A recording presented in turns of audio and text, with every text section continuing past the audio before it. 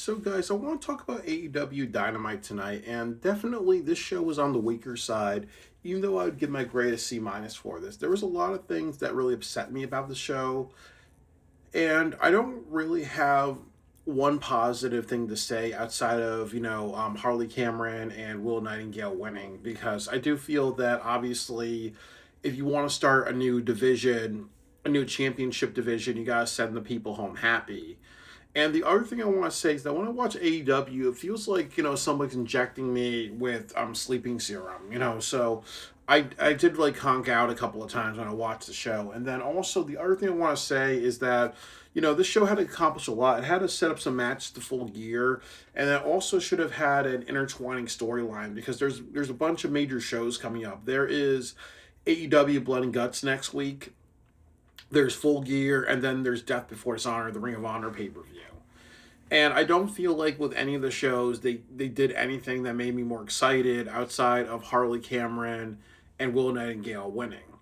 So there were a couple announcements before the show. The first announcement that really hurt me was Queen Aminata is out of the tag team tournament, and she's also out of Blood and Guts. And this is actually a huge blow because with Queen Aminata, I remember I remember I was thinking it was like 1 or 2 years ago. She was at the Prudential Center. I was like, who the hell is Queen Aminata? This seems a little ridiculous, but she's kind of really proven herself the past 2 years. So it really upsets me that she's not in the tournament. You could do something where maybe she's injured or storyline injured, and then she comes back a little bit later and she gets some revenge on Tekla, and then you have a match between her and Tekla at Full Gear.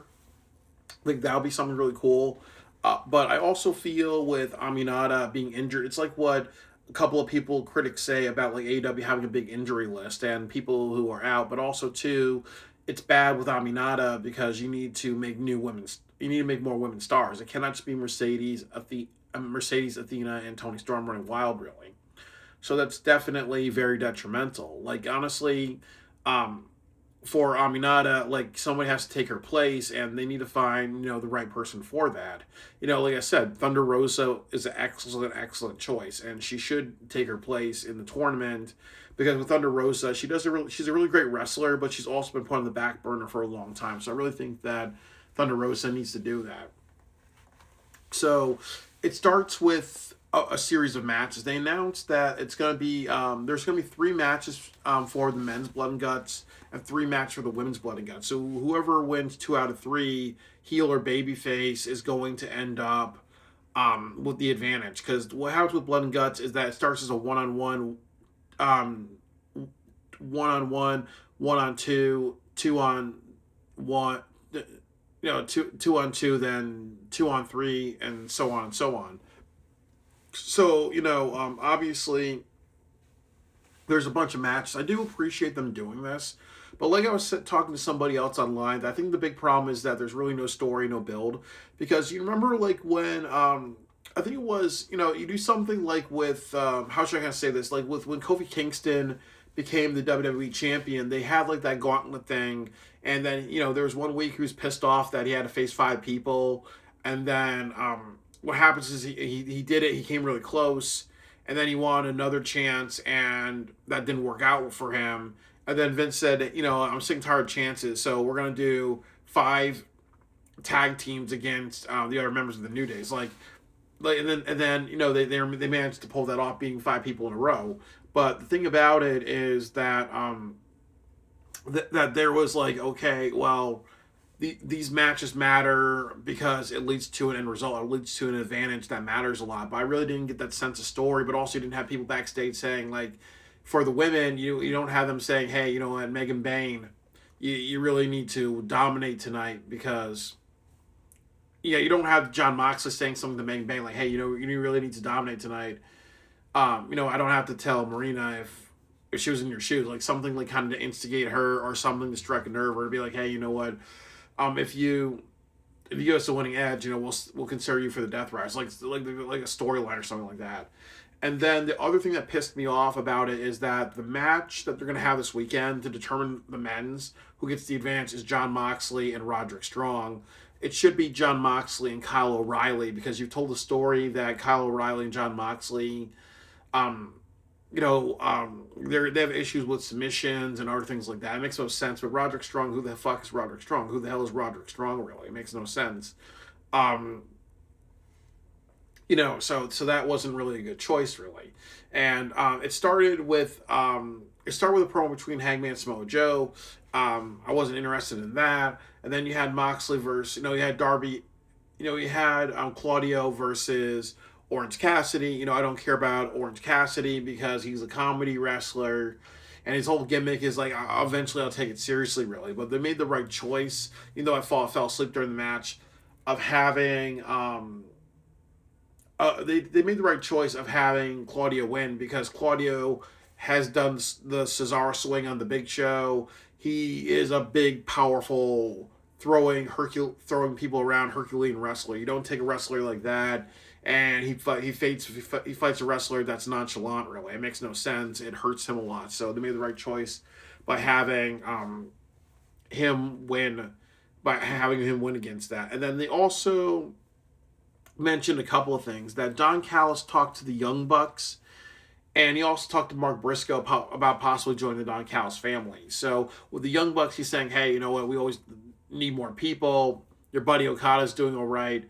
And then with Mark Briscoe, he's saying that, you know what, there's going to be a match between, Mark Briscoe and Kyle Fletcher. I'll talk about that in a little bit while. But if Mark Briscoe loses, he has to join the Don Callis family. So it's kind of like what people are saying that, on one side, it's not a family, it's an army, really. And then also, too, if you have one guy managing everybody and it's like, like almost like 20 people now, it has a diminishing return because, what are they trying to accomplish? What's their main motivation? Also, if you have so many people in this group, how are you going to create some conflict and intrigue?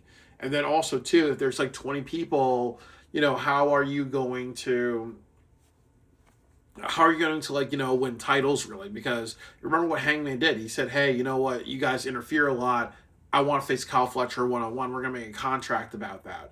So, you always have to be like, okay, you know what, if you have so many people and they have such a winning advantage, now you have to put something where your champion's like saying, hey, we're not having a match until we make it fair, really. That doesn't make any sense, really. The other thing that's concerning is that that after that they talked to Don Callis talked to Mark Briscoe later in the show. He wants another match with Kyle Fletcher, and they want to have Full Gear. It's a hardcore match, and there's a couple of things about that. Doesn't Darby Allin and Moxley do hardcore stuff? So isn't like the predictability to say, hey, they're going to have a hardcore match as well. The other concern I have is that Samoa Joe and Adam Page should not be another repeat match. There should be like a Texas Death Match just to make something a little bit different. Do something a little bit different, really. Because you know what? Why should I watch them have a match in St. Louis, and why should I watch them have a match in Newark? And it's the same thing. There's nothing new, nothing different, really. And then you can't do something like say, okay, Kyle Fletcher, Mark Briscoe, Darby Allin, John Moxley, Samoa Joe, Hangman Adam Page, all the hardcore stuff, because you're overusing that. Because then it's like, diminishing return, really. So and then also too, it's like what I call this. This is ARW, all repeat wrestling. We've done this. So we have to try new things. And speaking of all repeat wrestling, we also run into that issue with Ricochet and Bobby Lashley. Like it said, like they have some words with each other, and then it's announced that there's the national championship, which is not a good idea. I just did a video about that, but you're going to have a tournament, a casino gauntlet court tournament, where two wrestlers enter, they fight with each other, and then wrestlers come in after a while, almost like the Royal Rumble. However, the way you win this match is that if you score a pinfall on a wrestler, the match ends, really. So if you have 30 people and then you have somebody like Ricochet and Bobby Lashley spears Ricochet, he wins, but those other people in the back, they're sitting on the bench, really, and they're not allowed to come out, really. So therefore, he wins by default, really. So it's for the national championship, but this also keeps Ricochet and Bobby Lashley feuding with each other, and that's bad because we need to move on. You have a really great trios division. Shouldn't they have a match next week? And the next week match should be, hey, whoever wins faces the Ops at Full Gear or faces the Ops on the show after Full Gear, since Joe is going to be the main event, or you open the show with the Ops versus, the Hurt Syndicate, or the Ops versus, the band. They have a match, and then Joe's at the end of the show, really. He wrestles two matches because, I think that could be an interesting story. But I also feel, as I said before, it's bad in two ways. You have a new championship, and they have a lot of singles belts that don't matter. Your ROH belts don't really matter that much as well. And now you're adding another singles belt that doesn't really matter. Like, the only singles belt that matters on AEW, and what I mean by singles title, I mean there's heavyweight, tag team trios, ROH titles, and singles title, which is TNT, International, Unified, TBS Championship, Continental Championship. So the only title that really matters is the TNT Championship, because they've had many good stories with that one. So again, the national championship goes on that pile, really. You have like maybe you have one light bulb and 7 duds, really. So it just doesn't. Those are not good odds. The next thing that I will say is that you had Will Nightingale and Harley Cameron versus Athena and Mercedes Moné. So this was a great match. This was the best match tonight, in my opinion, in a couple of ways. You care about the winner and loser, because in a lot of ways we remember that promo with Harley Cameron at the beginning of the year where she has the mini Monet puppet, and then she kind of has like tears in her eyes saying that she wants to be a champion, she wants to win something. This means a lot to me. I remember that. Like, to me, that was probably maybe the promo of the year, or probably the underdog promo of the year, because that really showed that she wants to be something. So definitely you can kind of like go back to that. But I really feel that, I cared about this match because of that. I also cared because there was unpredictability. This is what AEW struggles with. The predictable thing is that Athena and Mercedes are going to dominate.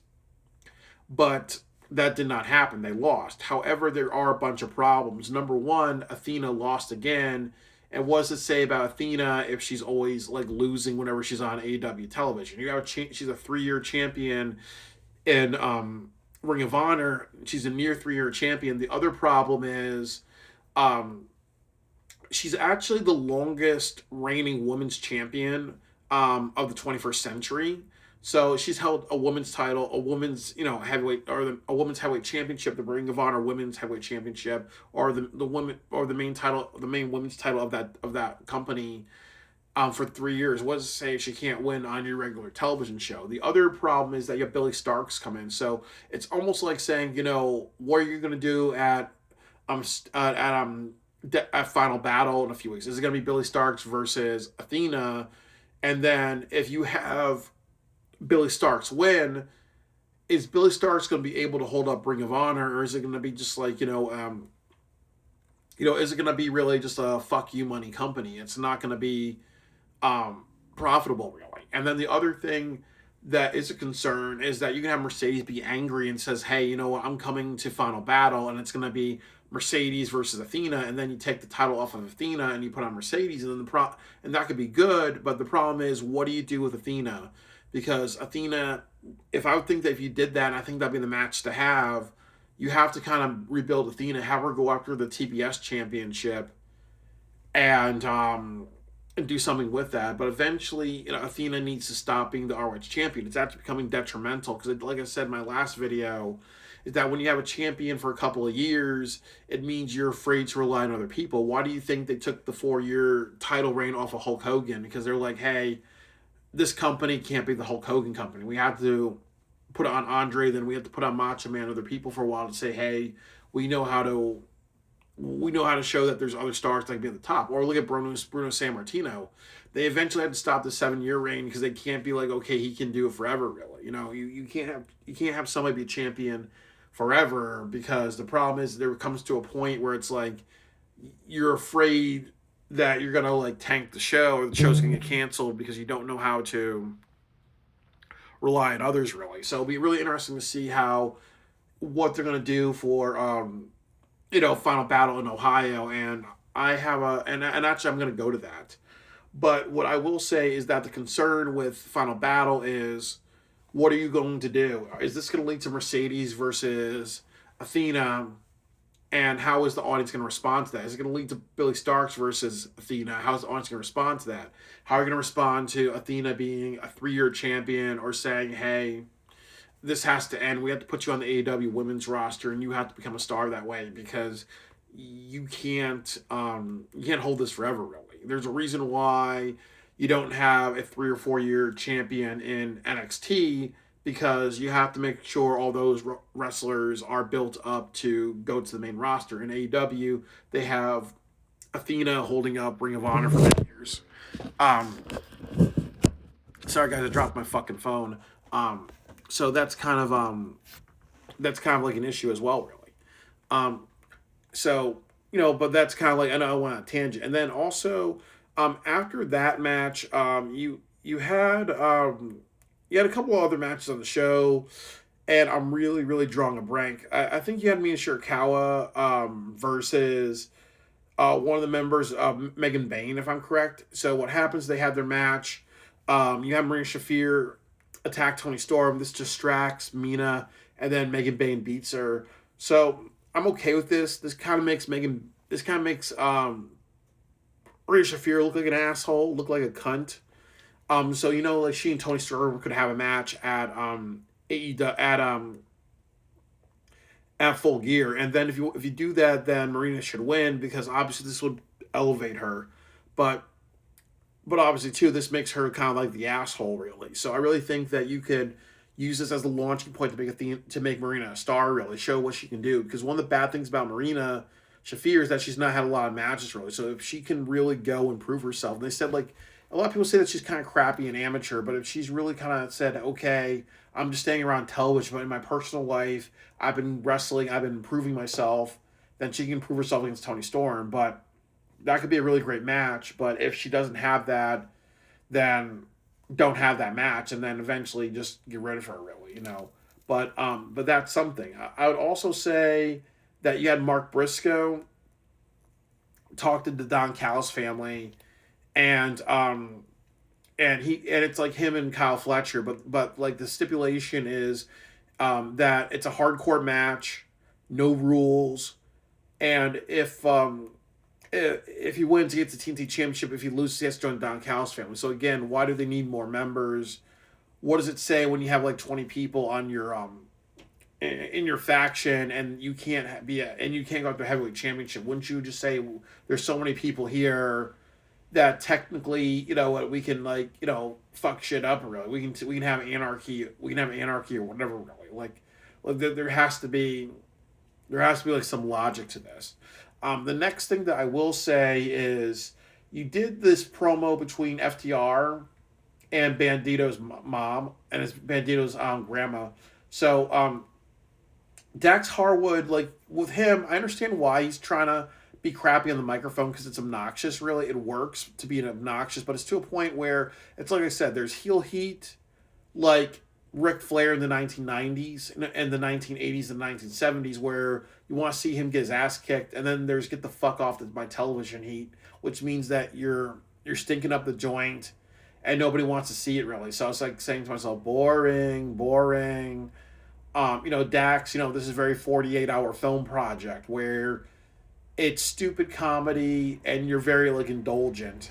So what happens is that they insulted his Bandito's grandmother, make fun of her age, make fun of the fact that she doesn't speak English that well, and pardon me, the trash man's here. Like this promo, wish I could throw this promo in the trash, really. So what happened was that they were locked. So what happened was they were talking in the arena area, and then they kind of were bothering the grandma a lot. Then Gravity came down to protect obviously their grandmother, because Gravity and Bandito are brothers. And then what happened after that was it's revealed that Bandito and Brody King are locked backstage in a room, and they're trying to get out, but Stokely's standing in front of it. And they kind of revealed that actually, if you look really closely, they were pretending to be locked in because the doorknob was on the wrong side, really. So it was almost like they're pretending to be locked in. And then Brody King does I think it's called it's a Marlon Brando film, and I think it's called I forget, on the waterfront. There's this famous scene where Marlon Brando punches through a window. He punches through a window, and then he kind of like unlocks it really. So you kind of saw the same thing where Brody King punches through a window. He punches through the door, and then he opens it and he grabs like Stokely by the neck. Really, it's almost similar to The Shining, where Jack Nicholson has the axe and he was like, here's Johnny really, and then he just reaches in and he grabs the doorknob, and then Shelley Duvall slashes his hand. So it's very similar to those horror films. But obviously, when he punched the door, yeah, I obviously saw there's like cardboard and other crap inside of it. So it did look, as I said, very 48-hour film project where it was kind of like your stupid comedy moment. And what I mean by 48-hour film project, a lot of the films in the 48-hour film project are dumb, silly comedies, which people may laugh at. Like, it's like self-indulgent, dumb comedy. You're laughing at your own joke, really. So it felt little 48-hour film project. And then during the main event, you got a trios match. Powerhouse Hobbs picks up Hangman Adam Page and does like I think it's called like the World's Strongest Slam. I think I'm not sure if it's called Power Slam or whatever, but it's the World's Strongest Slam or military press. But I believe it's called the World's Strongest. I'm gonna call it the World's Strongest Slam because Mark Henry did that. He does that to Hangman Adam Page through a table off the set really, and then and that's the end of it. But next week they do another bad thing, which is they have Blood and Guts. The men's team, the women's team, and in between they have a False Count Anywhere match between Hobbs and Hangman, and that's actually really, really bad because the big problem about that is that now you have 3 hardcore matches, and that's not good because that's too much oversaturation really. And now we got another hardcore match at AEW Full Gear with Kyle Fletcher and also Mark Briscoe, and I would assume that they would have other hardcore matches as well really, because you can't have you cannot do Samoa Joe and Adam Page again. There has to be a stipulation because that's bad. That's like, give me something different. Don't give me vanilla ice cream twice. Give me something with strawberries. Next time, give me something with marshmallow and strawberry. Next time, give me something with like maybe some, strawberry alcohol on it. Like, give me something a little bit different each time, really. But overall, I don't feel more excited for the show. I don't feel more excited for Full Gear outside of Harley Cameron and Willow winning. I don't feel more excited about the matches for Full Gear or Blood and Guts. I don't feel excited about. I don't feel sad that I'm missing Collision because I have to work this weekend 14 hours. I'm happy I'm working my 14 hours, really. I'm not more excited for the show, really. So this show was definitely lackluster. But the only saving grace of this show was the fact that Harley Cameron and Willow Nightingale progressed, because you need to say, hey, the women's division is not just Toni Storm, Athena, and Mercedes Moné. It's other women as well, really. So they made the right choice by that. That was the saving grace of that show. But obviously, I'm not more excited for Blood and Guts. They failed in that direction. A lot of the show was trash, and it's going out with the trash man right now. Bitches.